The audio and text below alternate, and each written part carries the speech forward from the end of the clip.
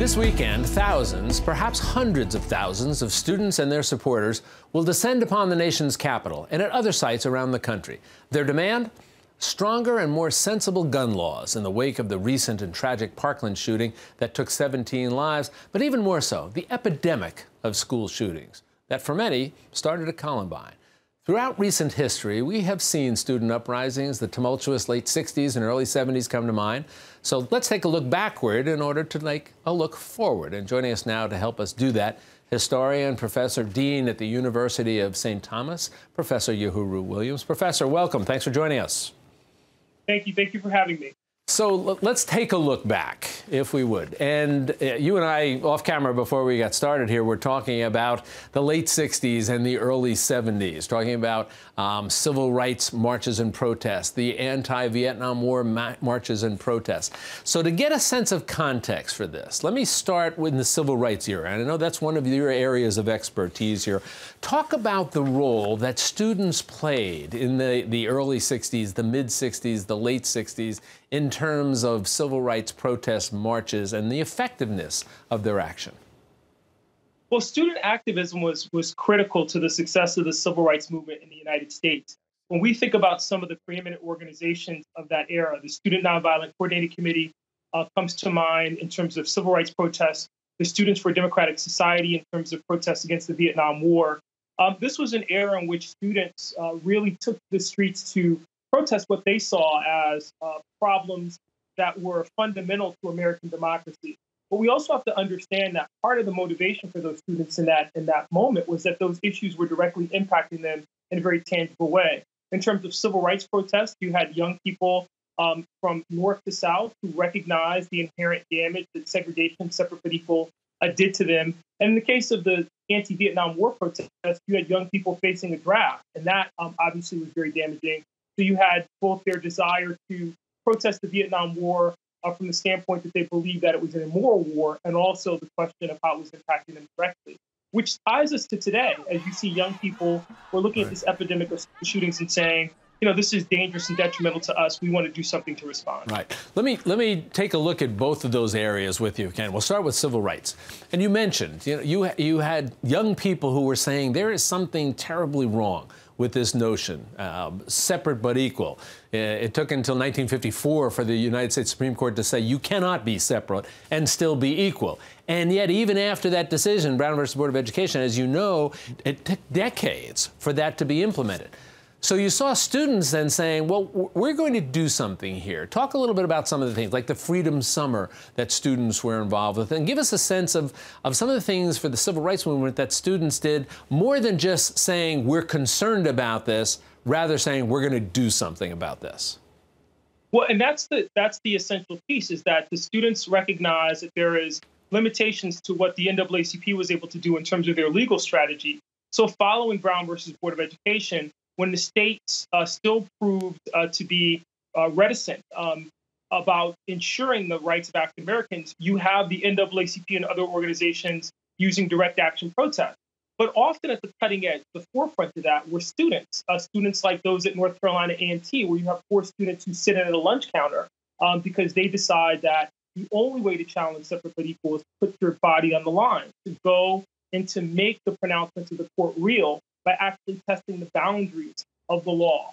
You have students in 1960 who engaged in the Freedom Ride. There had been a ruling by the United States Supreme Court in 1946 saying that there was to be no segregation in interstate commerce. You have young people in colleges, Black colleges and universities, who say the only way to test this is to go out and to enter those establishments and to make the nation respond, make those states respond, make the government respond to these demands. You also have student activism in a myriad ways in terms of the sit-ins that take place across the South. And again, the students are doing this because not only are they impacted by it, but they recognize that the power of their example can really catch fire, that it can inspire others to act.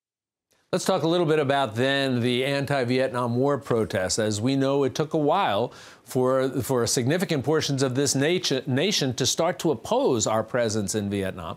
And you saw young people playing a significant role in that. We know about the March on Washington, November 1969. Talk a little bit about some of the things that young people were doing in terms of focusing on why we needed to get out of Vietnam.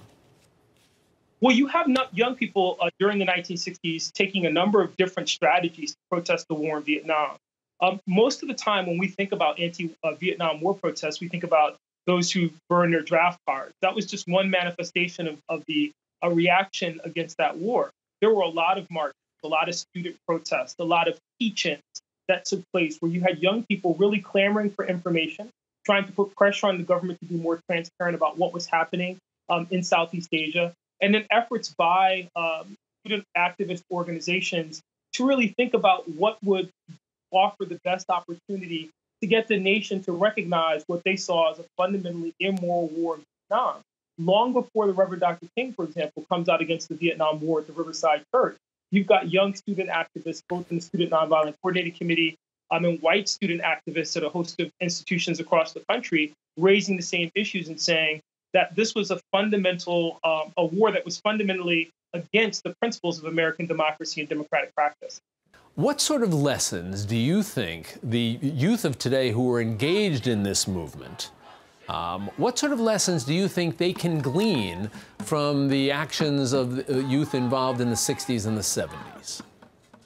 Well, there are three really big lessons that they can take away from this. The first is to have a very clear set of demands. One of the things that we learned in the 1960s and 1970s is that one of the reasons that civil rights protests proved to be so fruitful is they were very clear about what the takeaways were from those protest actions. When you have a movement that's ill-defined, it's very difficult then to present a tangible set of demands to which authorities can respond. I think the second piece that you take away is the fact that it has to be longitudinal. One day of action is not going to produce the type of systemic change that you want to see. This day of action that's coming up this weekend is important, but all in all, the fact is that this pressure will have to continue. We saw that with the civil rights movement. We certainly saw it with the protests against the war in Vietnam. Last but not least, the students have to understand, consistent with this long game, that it's going to take mass mobilizing and mass organizing in order to be successful. And this is the idea that you march on Washington, as Jacob Hoxie argued in March of 1894, because it's the property of the people. It is the nation's epicenter. In the same way that if you wanted to influence politics in New York, you march on Albany. If you want to influence the politics of the nation, you march on Washington, D.C. But you do so in large numbers and sufficient numbers to communicate the depth of that organizational structure and how committed you are to seeing change. Well, we're told often that the past can be prologue, and clearly you've given us a very good understanding of some of these movements in the past and the lessons that these students can learn. Professor Williams, I must say you are a marvelous teacher. You've done a great job here helping us understand this. I'm going to come take one of your courses out there at St. Thomas sometime.